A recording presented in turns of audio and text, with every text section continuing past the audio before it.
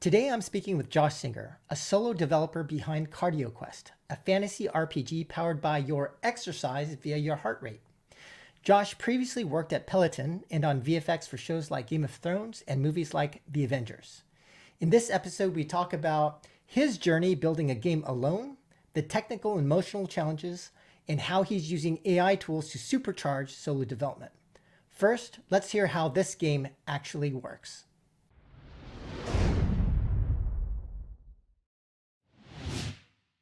So what was the inspiration behind CardioQuest? Your journey as a solo developer, what caused you to go down this path? It'd be great to just kind of start at how you began and why this specific app, CardioQuest. I've been an athlete most of my life. I have been an engineer for a much shorter amount of time. I've also been an artist in the film industry and in the games industry. And at some point I realized, wait, this data that I'm collecting through Strava, and this is way back in like 2009, 2010 when Strava was first starting up. Right. And for our audience, what is Strava? Strava is the largest fitness network in the world. I believe they have about 100 million users, been around for about 15 years, $1 billion company, international. If you are a triathlete, if you're a runner, if you're a cyclist, you are most likely on Strava. I was looking at this data, and at the same time, I'm playing World of Warcraft because I've been an avid player, or at least until recently, since the game came out in 2004. And I'm seeing, oh my God, this is the same experience that I'm doing after the fact. When I'm raiding, I'm thinking about the moment to moment. When I'm biking, I'm thinking about the moment to moment. But when I come home and I look at my stats, or when I finish the raid and I upload to the various websites that have been around for 2 decades that help you parse your stats so everyone can figure out what they can do better, I was like, this is exactly the same experience. And I wanted something where I felt like every time I went out on my bike, every time I went for a walk, every time I did anything that I knew was good for my health, I wanted that recorded and I wanted to get credit for it in the context that mattered to me. And the context that mattered to me was a gamified environment. Those were the hooks that made me have that extra motivation. As someone who could sit and, at the peak of the WoW days of like 2005 and 2006 and sit there, on the weekend and play for 9 hours straight without any, problems whatsoever. The only, problem needing to get up and eventually eat something and maybe shower if you're lucky, that motivation, I wanted to be able to bring that motivation to fitness. And I felt like the bridge was gamification, a real level of gamification. So let's make this more concrete for the audience, because I still think it might be difficult for them to understand what you've actually built. But you wanted to turn kind of exercise into an RPG. So could you explain how it specifically works? So you're exercising, you're walking, you're biking, and then how does the app work? How does it connect with, I believe it connects with an Apple Watch, but could you explain how that all works together and what the player actually experiences? Absolutely. And this is the hard part because it is a completely unique experience. And so for most people, this is something where they're like, well, what do I do? And so the funny part is the game started as one thing and now it's completely evolved into that thing plus something much larger. And it started as very much inspired because I was at Peloton and I was looking at games like Zwift, which is a one-to-one kind of cycling. You are on your bike, you see yourself in a virtual cycling world. They are the kind of originators of that genre. They have a lock on that genre. They can have it. Good for them. This is more of, okay, when I'm playing, when I'm on my bike at the gym, how can I keep myself entertained? How can I make it so that the time passes quickly and I'm more engaged thinking about the game than I am about how many calories I've burned, how many minutes I've left, how much my legs are burning, right? And so in the beginning, it was a real-time game that you played with typically a smartwatch, but it can be any heart rate monitor you have. Your heart rate translates into energy. Energy fuels your character, and you watch your character physically play out an adventure where it goes from stage to stage to stage within a chapter. You get loot, you get experience, you get the entire kind of meta experience that you come to expect from a game like World of Warcraft, but the physical playing is done hands-free with your heart rate or with your steps if you're playing with the game in your pocket. And that's where we started. And in my mind, I was like, okay, this alone will be enough. But the first thing I heard was, oh, you know what? I ride outdoors most of the time. Most of my riding is commuting. I want to be able to do this lifting weights. I want to be able to do this running, and it occurred to me immediately, okay, so this has to be more than just Zwift but meets World of Warcraft. This has to be Zwift and Strava meet World of Warcraft.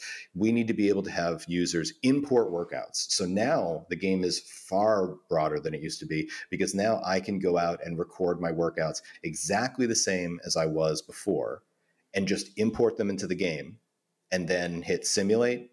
And now exactly the same as if I'd been playing it live, now that workout is going to be applied, and it's going to create all the same game data, give you the same loot, give you the same experience, has a little display where it shows you all the bosses, and people you beat. And so now the experience is, man, anywhere that I'm working out, I'm going to get credit for it in the game. Whatever I was already doing, let's say that I didn't know about this game, but I was a Strava user, and I hear about it and I say, oh my God, I love that concept. Like I'm a huge gamer. Like I'd love to get, credit for my Strava. Great. That's why we sync with Strava. Keep doing what you were doing. Just download CardioQuest and you're already playing. You import your workouts and you're rolling.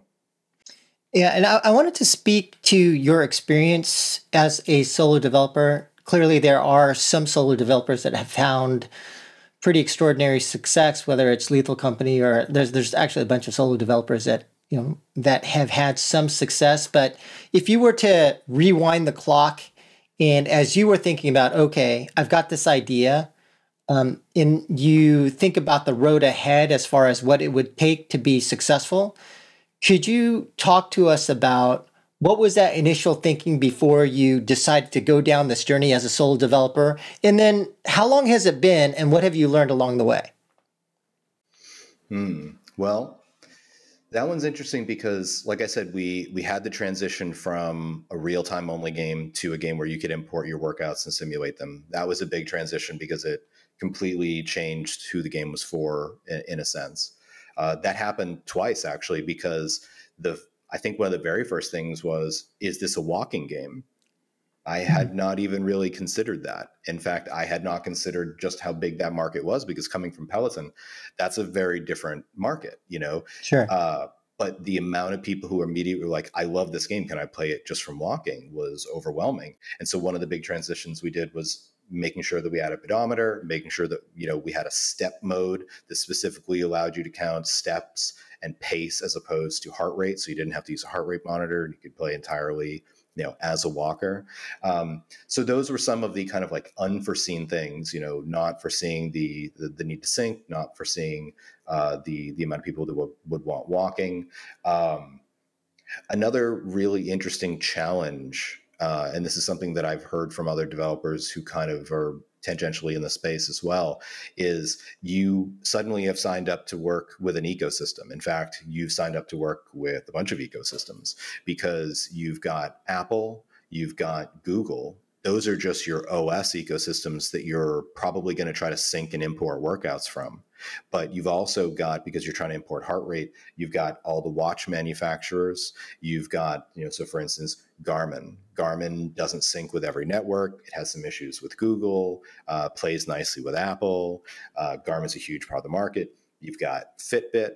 Fitbit is technically owned by Google, but they haven't migrated their API or their ecosystem into Google Fit yet, or Google Health Connect. So you've got this kind of like myriad of outside players, some who are really, really committed to connected fitness, and then others who people use extensively, but are completely uncommitted to being part of a larger ecosystem outside of the walled garden that they maintain for their users. Okay, so there were basically your message is that there were some unforeseen challenges that came up along the journey of developing that you were unaware of when you were starting. But when you were starting, what did you have in mind when you were thinking, okay, I've got an idea for this app? I don't know what your financial situation was at the time. I don't know what you were thinking in terms of the amount of effort or time required for you to kind of see some kind of success, but what was like the thinking that went into starting and having the confidence to start? Or were you just kind of going into it thinking, I'll kind of figure it out along the way? Did you have a plan? And to what extent is that plan kind of on track or off track? So absolutely had a plan. The plan was effectively coming out of Peloton. So just full transparency, the lane break team was basically partially cut in that first round of mega cut that they did. I think they cut like 30% of the company after the bad earnings report.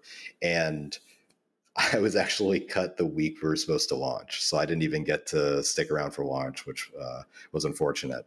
But, they, as most, large tech companies do, they pay out good severance. And so I had time. I had time to kind of figure out exactly what it is I wanted to do, if I wanted to get another job in the industry, if I wanted to go back to film, if I even had a good idea that I wanted to pursue. Okay.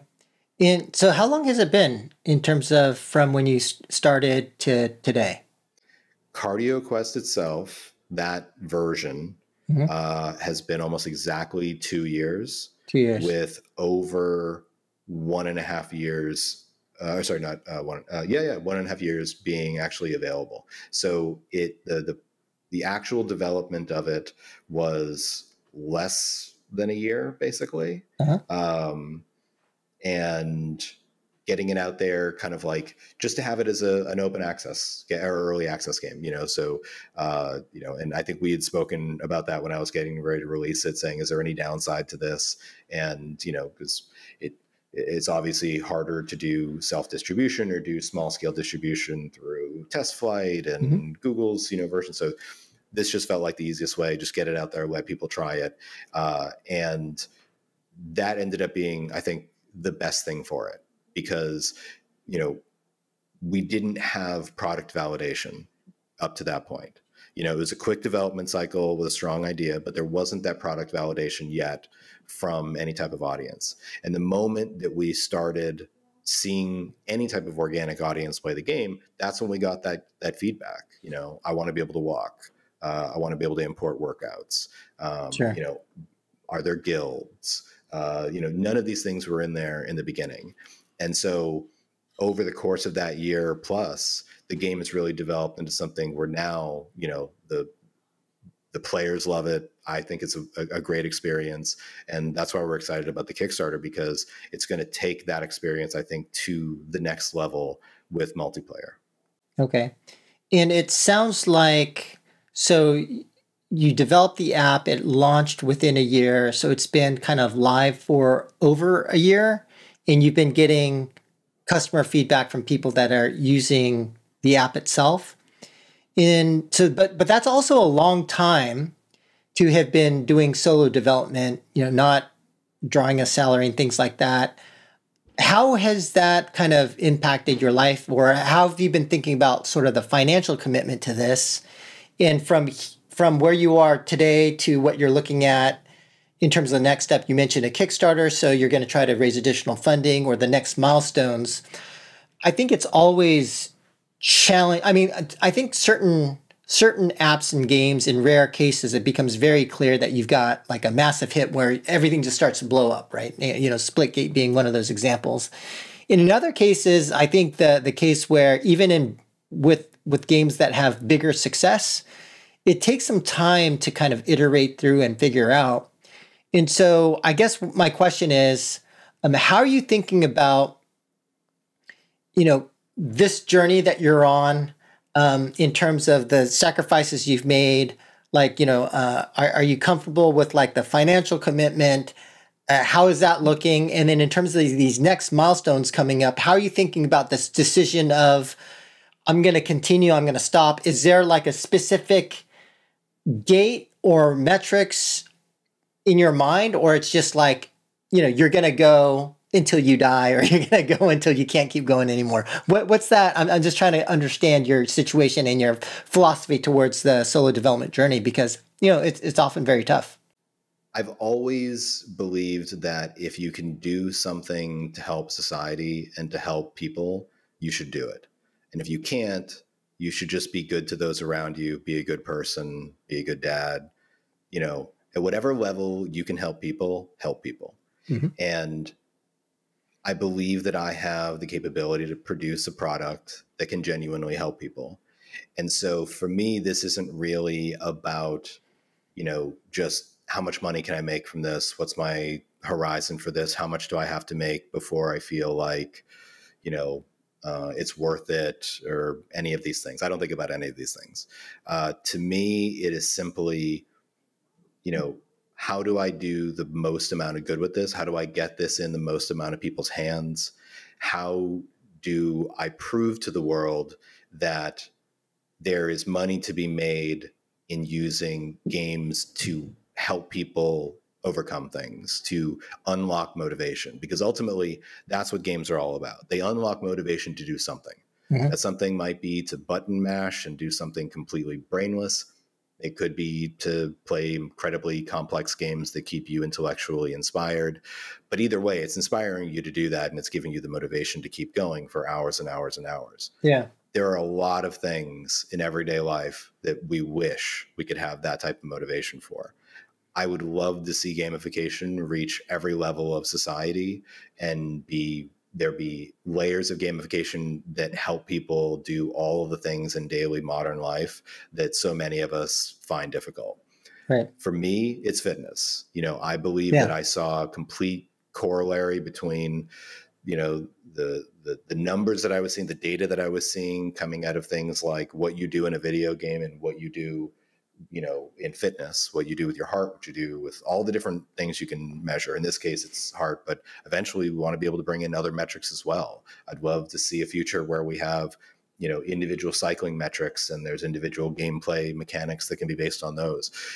But the idea being that whatever, you know, whatever is going to grab you, whatever is going to inspire you, I want to make sure it's in the game. Yeah. And it's not just this game. I built this because I want this to be the first of, you know, a whole bunch of games where we find each one of those, you know, genres and make a game that is designed to unlock that motivation to help you get in shape. So the next one, and it's in the Kickstarter, so it's not much of a secret. We already have a prototype for CardioQuest, which is our match 3 game. And that is a match 3 game that very, you know, clearly exchanges the or swaps out the notion of purchasing coins and replaces it with steps and exercise. You literally burn calories and do workouts to earn loot crates in, you know, a completely analogous match 3 environment that you would find in something like Candy Crush, you know. And I want to see that for every genre. I want to see everyone have the game that gets them walking around the block, and when their kid says, "What are you doing?" There's like, "I have to unlock this, you know, next chest or next level or whatever it is." So that's the goal.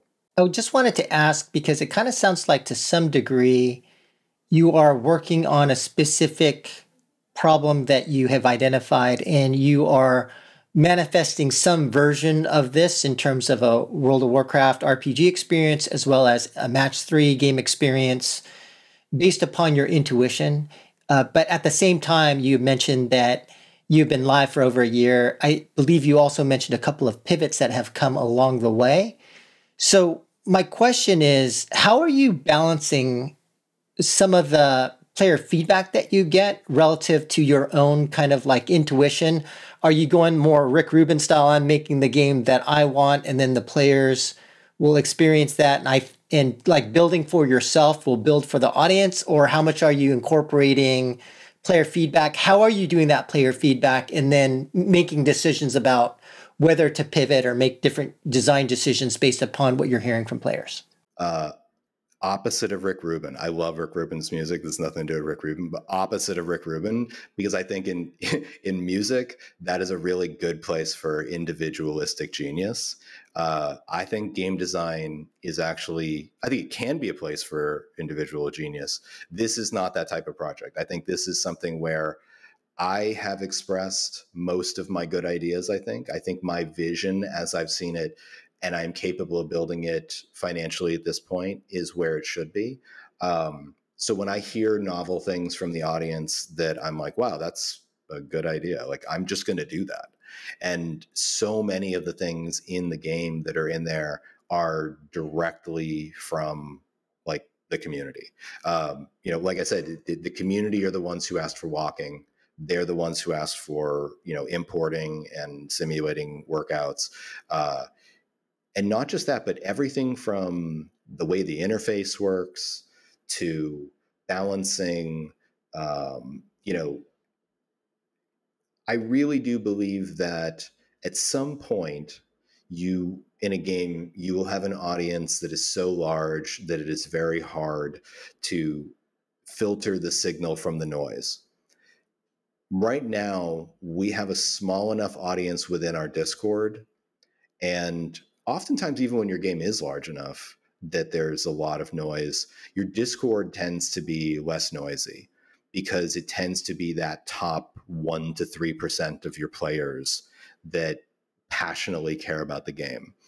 And instead of just letting moderators like tell these people in my Discord, translate what I'm saying to them and don't talk to them, like I try to really have a relationship with the players. And some of that is like everything from just tech support, because you'd be shocked how many times someone comes in and they're super nice, and the first thing they say is, I love this concept. I've been waiting for something like this. I can't get my Garmin to get the heart rate into the game. Can you help me? And I will sit there for as long as it takes, usually not that long, thankfully, to find a way to get them into the game, whether it's syncing because there's an issue with their Garmin, playing live with HypeRate, which is our intermediary software that we use to broadcast heart rate from various devices. And every time I do that, I am learning a little bit more about how I can try to make that integration better and more seamless in the future. And if I can't, how I can create a tutorial or a pop-up or an FAQ somewhere in the game that specifically recognizes that friction that I can't do anything about. So whether it's like helping someone individually, taking feedback, I think at every level it's made the game and the community itself much stronger. Okay.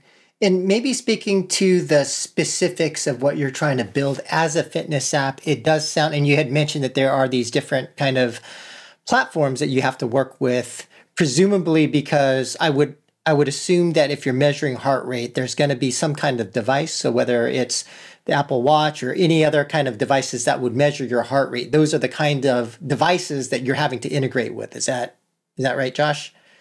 Yes. So then, specific to what you're trying to do, trying to build a fitness kind of app plus game, I would assume that one of the technical challenges is getting like the broad support for the various kinds of heart rate monitoring devices out there. But could you speak to any other challenges that you faced as far as when you're trying to do a fitness type of game? What are some of the challenges that have come up besides like the integration of the devices? One thing that's interesting is if you're trying to make a step-based game and you want to be able to put the application in the background, Unity unfortunately does not support that on iOS and Android. You can put your game in the background and it will still count steps, but the operating system is free to kill your game at any time, and it will not fire off any commands like on exit. So you can't timestamp, you can't create any type of system that allows the user to pick it back up when they realize that it's been closed. And so starting off with Unity, I'm not sure I would change anything because I really like Unity, and I think it would be much more difficult to maintain a game with the visual fidelity of CardioQuest, having to write two bespoke games, one for iOS and one for Android, that did have background application privilege. But that was definitely one that, did not see coming in the beginning, and has been a challenge that unfortunately is just not even surmountable using the Unity engine, unfortunately. And I actually kind of forgot to ask this question, but I do want to address it, which is going back to this notion of you as a solo developer. And I've worked on many games before in my past history, but with the team, right? So with a lot of engineers, artists, product Mhm. managers across many kinds of disciplines, you're kind of having to do it all. Mhm. So it seems like you are more engineering oriented with a development background as well as artistic and kind of VFX kind of art background. But when it comes to managing everything across the board, could you talk to us about how you've had to manage all of the things related to making a game? What has been the biggest challenge in managing all the various kinds of work that's required to take a game from concept to basically distribution in a build and kind of launching it on the App Store? I would say the hardest part is really trying to keep track of all the small pieces as one person. Um, One of the things that I would say, this was something that like my supervisor at Peloton used to say. He was like, you somehow seem to be able to see the entire code base in your head at once. And he's not wrong. Like that's why I was really proficient, is because I didn't have to like reteach myself the code every time I had to find something. Someone would point out a bug, and while I was hearing them describe it, I already knew what it was. And that is something that you can do as a solo dev. And I think that's why you pick up so much more efficiency as a solo dev, or maybe like a team of like 2 or 3 where everyone's like very working very closely, together, and are effectively like 3 writers writing in the same voice. Um, but if you can't find that, there are tremendous advantages to being a solo dev as far as like being able to see that whole code base and understand everything you're doing. Um, but as soon as you move outside of that, it's just a nightmare. I'd like to say that I sleep well, but I absolutely don't. I try to code in my sleep all night, and I don't think I've slept without help through the night in Right. years. So there's definitely a cost to be paid. You you have a lot of those dreams that can be best summed up as like it's the last day of school and you realize you forgot to attend an entire class, Yeah. type thing, where you are constantly worried that you forgot a minor detail that will sink the entire ship. Okay. But practically the I would say the largest headaches are when you are developing something where you are working with a lot of outside APIs. You Uh-huh. are always worried about the dependencies in those APIs changing, and you're always worried about forced upgrades. Yeah. One of the things that took weeks of my time was I don't even remember how long ago it was, maybe 8 months. There was a forced upgrade on Google, which required uh, not just an upgrade of what I was building out for Google, or the Android manifest or something like that. I had to go from Unity 2020 to Unity 2022 because there was a bug that wouldn't build addressables. So you're now looking at versioning up your entire Unity software. And you know what happens as soon as you version up one thing, you got to version up everything. Now, every single one of your dependencies, you're making sure you're on that exact version that didn't cause any new issues. And I'd say as a solo developer, that's the thing that really stresses you out, is that a lot of these things require changes, compliance, dependencies, and these are things that should be kind of one person, Mhm. maybe one person doing something else as well, their kind of mental domain of having to worry about and constantly keep track of what's coming down the pipe. But as a solo dev, that is very, very tough because you're completely at the mercy of a random email one day telling you you've got weeks worth of headache due to an arbitrary change. And the problem is that it's not if it's going to happen, it's just when. Yeah, I can totally imagine how challenging it must be because you're kind of on the hook for everything, right? And there's probably so much breadth as well as depth in some areas that's going to be required, from art to audio to your accounts store page and all of these small little details that at the end of the day you're a solo dev, so it's on you. Uh, is there anything in particular that has given you the most concern as you're managing all of that stuff? What is and I know so many of these things. It sounds like the things that are contributing to your nightmares are just the number of details and that you might have missed something. But is there any specific areas that have given you more concern than others? I would say user acquisition, Mm. because I believe that from a technical perspective, CardioQuest is very well done. It has very few bugs. Most of its issues have to do with um, kind of idiosyncratic behaviors of different wearable technologies, different networks not communicating, lag, delay between outside APIs. But as far as the game itself, I'm very confident in what I've created.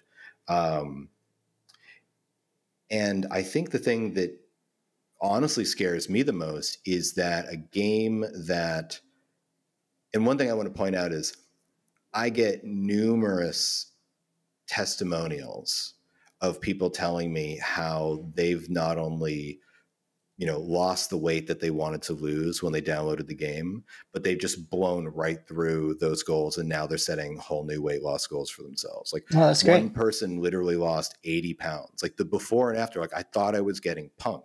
Like I did like a Google reverse, image search. So I'm just like, no, I'm going to find this, watch. No, this was a real person who lost 80 pounds playing the game because it was that switch that just needed to be flipped for them to want to work out every single day and stick to it. So it's kind of like in my head, I now have that product validation. I Hmm. know the quality of the software and the reliability and what it's capable of. And the thing that scares me the most is that we have an ecosystem now that is very much like David Rockefeller owning the rails and the oil companies. Hmm. And you spring a gusher on your farm in Idaho, and you're like, oh my God, I'm going to be rich. I'm sitting on a mountain of gold. And you go, and David Rockefeller says, I'll give you a penny on the dollar. And you're like, what? And he says, well, have fun getting your oil to the East Coast because I control all the railroads, even if I don't own them directly. So you can't get your product anywhere. So have fun sitting on your mountain of gold. And I kind of feel like that's the world we live in right now, as far as the kind of the way user acquisition works, um, especially when you look at the way kind of organic views work on all platforms besides TikTok. I think Americans have this notion that like TikTok is a magic algorithm, and like in reality, TikTok's algorithm is basically like Instagram from 2011. It just actually promotes things that are getting likes. Hmm. Um, you know, but we lived in a completely walled ecosystem where everything is locked down so that no one can see your product if you are not specifically paying for it, or you have not in some way, shape, or form convinced someone to give you earned media. And that's the part that scares me the most, is because, I'll just use the example. Like I've reached out to over 65 journalists, I believe, Hmm. and I haven't heard back from a single one. And that's ranging from everything from kind of like Kotaku and Polygon, RIP, uh, Games Radar, to Cycling Weekly and Bike Radar and GCN. Like, so it's not even like, oh well, the video games industry, they ignore me, but the fitness tech industry, like, they get back to me. I don't know how to get through to these people. And so when you're looking down the barrel of only paid user acquisition as a solo dev, that is a very kind of scary proposition, because now you are much more intensely focused on trying to increase, ARPU, decrease CPI desperately, because that's the only thing that you can change in this equation, because you're getting zero organic, uh, not zero organic, but you're getting zero earned media. Yeah, and I will say though, on the mobile side, I I mean, maybe I disagree with you a little bit in the sense that I think that what you're saying is not untrue, but it's also I would say that at least it's a little bit of a fair market in the sense that if you have a game or an app that can out monetize another game or app, that there isn't any specific player who is over advantaged. I mean, I think there are some nuances to what I just said there, but at least it's a relatively fair market or open market. If you start with leverage, you win in that hypothetical 100% of the time. As long as you produce even, let's say the least margin that venture capital is willing to accept is 3%. I'm not saying that, but let's say 10%, right? Sure. Then as long as you have access to to venture capital and you have that margin you can create, you will have a systemic advantage over someone who does not have access to additional capital.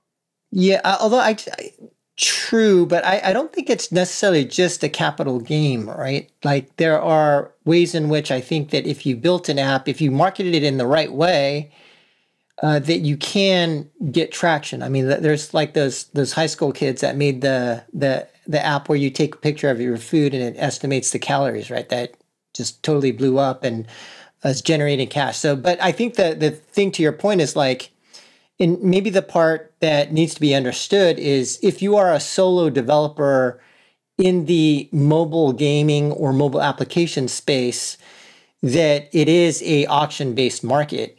And so not only understanding development, art, and all the things that you talked about, but also understanding growth and how to play the growth game on mobile and understanding how to compete there is going to be critically important to the success of your game as well.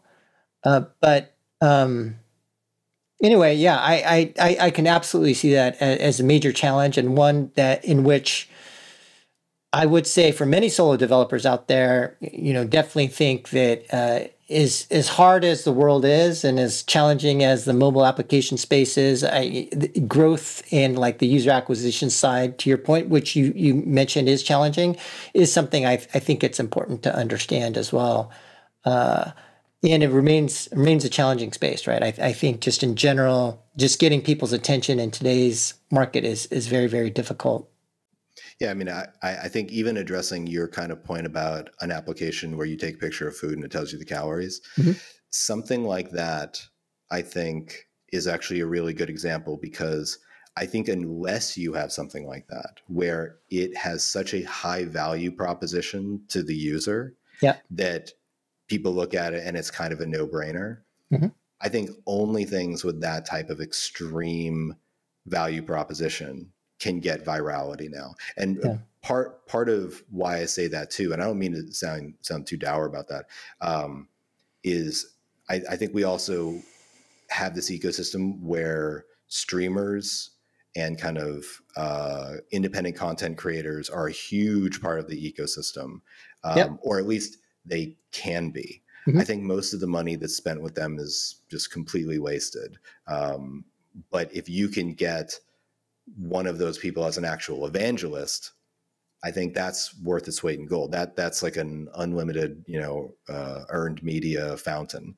And that's something that's, I think, diminishing more and more because that ecosystem, as it gets tighter and tighter, more and more content creators that I have spoken to have basically said, like, even if I like something, if no one else is playing it, like if the fish larger than me are not playing it or the audience is not screaming for it, I basically can't play it. Like I can't play what I want to play. I have to play what the meta is, and that is another kind of like big obstacle to overcome because it's literally seen like, well, I'm not going to promote something that isn't paying me and I'm not going to spend any amount of time talking about something during my stream that isn't part of the meta that the audience is here for. So it kind of sounds like this is your next big challenge, right? So you've largely developed the product. You said it is relatively free of bugs. It has very few bugs. you've got some level of product validation where you've spoken to a number of players who are actively using your app, including someone where it's had the intended impact. It's somebody's lost over 80 pounds using your game. And so now you're at this phase of, okay, now how do you market it out to a broader base of players to that you will try to acquire? And so is that the objective of, you had mentioned a Kickstarter. So is this Kickstarter to raise money for the marketing of the app? And then how are you thinking about this next phase? So you're going to try to raise money, you're going to market. What defines success for you? What is this next milestone? What is the future for you given where you are right now? So the Kickstarter primarily is to raise funds for the multiplayer expansion, basically. Okay, so it's more for content rather than marketing. It's for both. I mean, it definitely is for both. I would definitely want people to understand that it is for growing and expanding the player base, and also making sure that the two features that I feel like are not necessary, but really should be there when we call the game a retail launch, which is multiplayer, real-time play, and multiplayer PvP playing. And the reason that I want that to be in the game before we really call it retail is I feel like having that is the original goal. Like that is the thing that is the distraction that keeps you from thinking about how hard you're working out, because it's the interaction with your friends, it's the depending on each other to overcome the boss that makes you push harder. Those are the things that the solo gameplay, no matter how well I build the social aspects around it, will never kind of give you that in the moment. And so to me, that's the one thing that I want the game to have, because I think that is the thing that gets you working out. And not only get you working out, but it gets you inviting your friends, because you say like, hey, I want to do the 3-man dungeons. Let me tell my 2 friends at work that I know who, work out as well. Like, let me see if we can get a little team going. So I feel like that's not only the next step, but it's an important thing to have for the game to really, live out its true potential. And so the goal is raise funds enough to develop that, also to expand the importing options. So Garmin, Whoop, improving the Google Health Connect plugin. We were just approved by Strava the other day, so we're now the next tier up in API development, so we can have up to 10,000 players connected to Strava. So it's really to make sure we fill all those things out, and then ultimately part of that money will also go to fleshing out the alpha for Cardio Crush. Which we have a playable alpha right now, but it's going to be more robust when we actually send it out to players, and making sure that we've got that in the pipe and ready to go, because based on the early feedback that I've got of that, like that's going to be very popular as well. Okay. So it sounds like funding, like the next steps for you are to build out some social multiplayer capabilities on CardioQuest, to also take development of this match 3 experience as well further along, and then to help market CardioQuest's itself. And so for you, like let's assume the Kickstarter is successful. How have you defined success for yourself to the extent that you have? Like, what do you have any specific targets of what constitutes success for yourself, assuming like a successful Kickstarter and you're able to get to this next phase? Yeah, I think success looks like being able to get the game to a large enough market that we start appearing kind of like on the radar of the larger networks like a Strava or an Apple. Not Amazon so much. They aren't really trying to do anything at the moment, but there's a lot of M&A in this space. And I've been fully transparent about this. One of the reasons that I'm not trying to focus on the short-term monetization especially is because in my mind, the way to do the most possible good with this is not to try to grow and rival Strava. I would much rather see if, CardioQuest can be large enough that we end up being acquired or just partner with, anything where we gain access to a much larger base of players. Because to me, as a solo, you're always going to have, unless you start taking in kind of aggressive amounts of venture capital and scale up your own user acquisition, which is the other option. Like if we look at the situation, we're just like, I don't think we need anyone to help us scale. Yeah. Then, you go VC or you go private capital and just scale it up, and you build your business, you build your studio, you build all those things.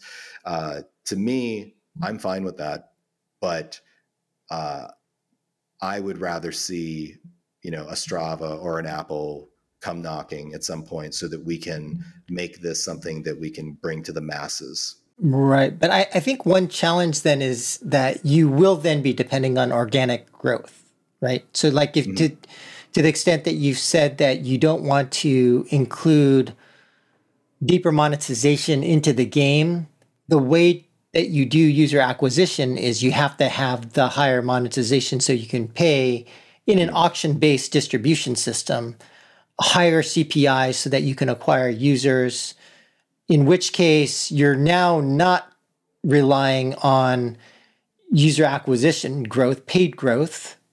If you're being light on the monetization, you would then be critically depending upon word of mouth and people basically growing your app organically. Right. That is the primary reason why, eventually I would like to be, like I said, a partner with or acquired by a much larger network that has the established user base. Because I kind of look at it as pretty much the way you're looking at it, which is you either can monetize the people who are willing to spend a lot, and you end up with a kind of classic game whale economy, where the people who kind of whale out support the user acquisition and the low paying spenders. Or you go for more of what Strava and Zwift have. So like Zwift, for instance, doesn't have microtransactions, but it has a monthly subscription. And so we're going much more in line with fitness tech than the games industry on this one. Really going for a sustainable subscription model and ultimately looking for that larger network, because if you can bring in the players via a partnership or acquisition, then that UA cost immediately is kind of not as much of a concern, because now you have the users. Now it's just about making sure you're bringing value to whatever group has kind of acquired you. And I think I was telling you about this. Strava recently acquired Runna, because Runna only had 90,000 installs, 3,000 subscribers, but it was successfully getting users to engage in AI coaching and kind of like health tracking in a way that Strava's internal version was not doing. It was failing. People would post like what the thing was saying, kind of mock it, to be honest. Whereas Runna was like, came out of nowhere, decent little ad spend. I saw a ton of their ads. But they got to the metrics where Strava was like, well, they're doing what we need. They add value to us as a service. And to me, the goal with CardioQuest is to prove fitness gaming as a concept to a degree where the value becomes completely apparent to a larger network. And thus we can avoid that need to hyper monetize to cover user acquisition. And I want everyone to understand, like, when I talk about wanting to be acquired by Apple, that is not because I'm like, oh, I want to cash out. Like, that is trying to avoid you want larger distribution, right? And that is specifically to try to avoid game style monetization, which I think would be really negative for like the genre at this point. Okay, so I thought maybe we could close with a few questions more around going back to this theme around solo development.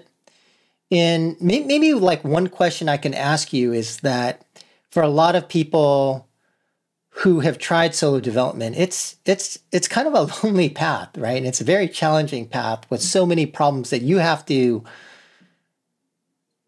to face by yourself in most cases, right? And so to the extent that you have had major challenges over the years, and I can speak to you from my own experience, even with a team, even with co-founders, there's so many times I wanted to quit on my own journey trying to make a game, and it's been very, very, very challenging. And so I wanted to ask you, like, looking back on your journey, what has been, like, has there been a super challenging time where you wanted to just pack it all in? And what has kept you, going through with this journey and fighting through those challenges? Yes. And it was really early on. Basically, I had the concept. I understood kind of like the meta idea for what I was doing. I was converting exercise into energy, and that energy was going to power something in a gamified environment. And I was going to have all the accoutrement, the leaderboards, the stats, and the XYZ. And I developed mock-ups, one good concept and a few mock-ups. And my original intent coming off of Peloton was, I think I have a really good story. I want to go to VC. And remember, this is just before free money ended. Mm-hmm. Free money was still a thing at this point. And so I was like, I'm going to approach VCs. I've got this great story of like, hey, I am probably the most knowledgeable engineer in the entire world at this moment about making a fitness-based game. It's all I've been doing for the past year and a half, like, inside of a company where I've been exposed to all of the data you can see for 3 million, users. And so for me, I was like, I have this great story of like, hey, here's the guy, gets laid off from a company after making their game, says, hey, I've seen what they couldn't see. I'm going to make that for myself. And to me, I was like, this feels like a no-brainer because I wasn't asking for a lot. I had a prototype. There was no competition on the market. And I just kept getting kind of the same reaction, which was like very enthusiastic people saying, yeah, that's so cool, but we just don't get it because there's nothing on the market like it. And so they couldn't understand what it was supposed to be. And I was like, all right, I mean, this is a little discouraging, but I also understood that like people, there is nothing like that in the market. So it's kind of a natural reaction, right? And then I had this one VC where the guy completely got it. And he was kind of like elaborating on what I was saying, like, oh, we could do this and this and this. And I'm just like, yes, I'm not crazy. Someone else can see this as clear as I can. And I was so happy. I was so happy when I got off that call. I was like, this is it. I finally, like, it's going to happen. These guys are going to back us. We're going to be able to put together a small team, put this together.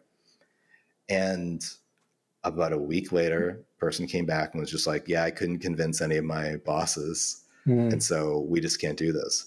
And this is the point that I gave up on trying to raise capital on an idea that had no precedent.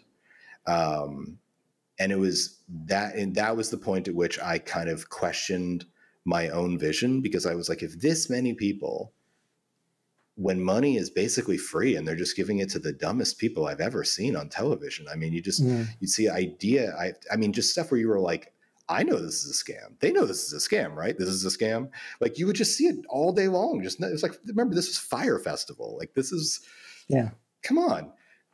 And so that was the only thing that actually got me down, was before I really had the project going, I almost believed the VC people that told me they couldn't see it. And as soon as I realized that I was wasting my time with them and just decided to build it, I haven't doubted myself or the project since. And in your time now as a solo developer, and I think like even before CardioQuest, I mean, in the past, you've done a bunch of projects solo as well. So maybe if you could, for the other folks in the audience that are considering or are currently on a solo development journey, what would be some advice that you would give them that you think could help them the most?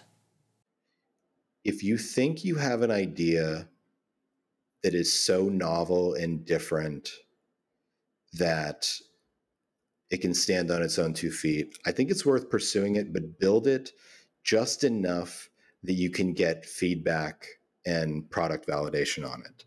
I really, as a solo developer, would not build something past the product validation phase. And then I would do an intense amount of product validation, because in my mind, if the value proposition to the user is not extremely high, you won't have much of a chance of any type of organic growth.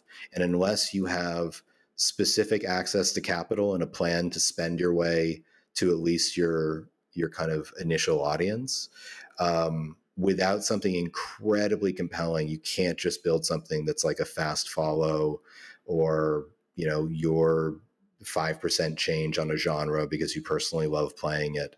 Like, those are great hobbies, and you can always do that as a hobby.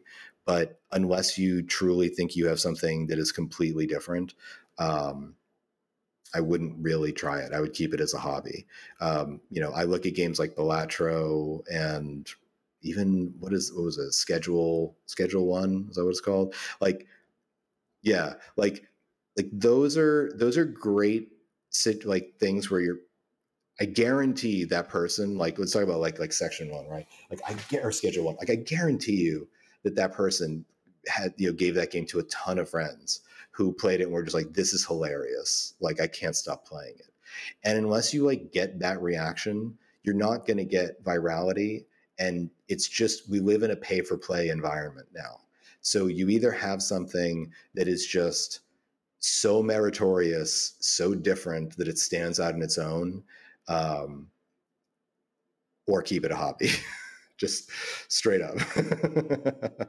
Yeah. So last question for you, Josh, because I know that generally speaking, you're often at the forefront of a lot of innovation and trying new things. And certainly one of the things that I think a lot of solo developers need to think about is leverage. And in this current age that we live in with all the advancements in AI. So yes, we haven't talked about AI for this whole podcast, but now I'm going to bring it up. As a solo developer, could you speak to anything that you're using with respect to AI? Is it helping you as a solo developer? What kind of impact has it had? Because certainly when we look across multiple industries, it seems like gaming is one of the areas where AI actually has as big of an impact as in many other industries. So as a solo developer, I think AI is basically the greatest thing since sliced bread. You should not be using it to code. It is not good for that.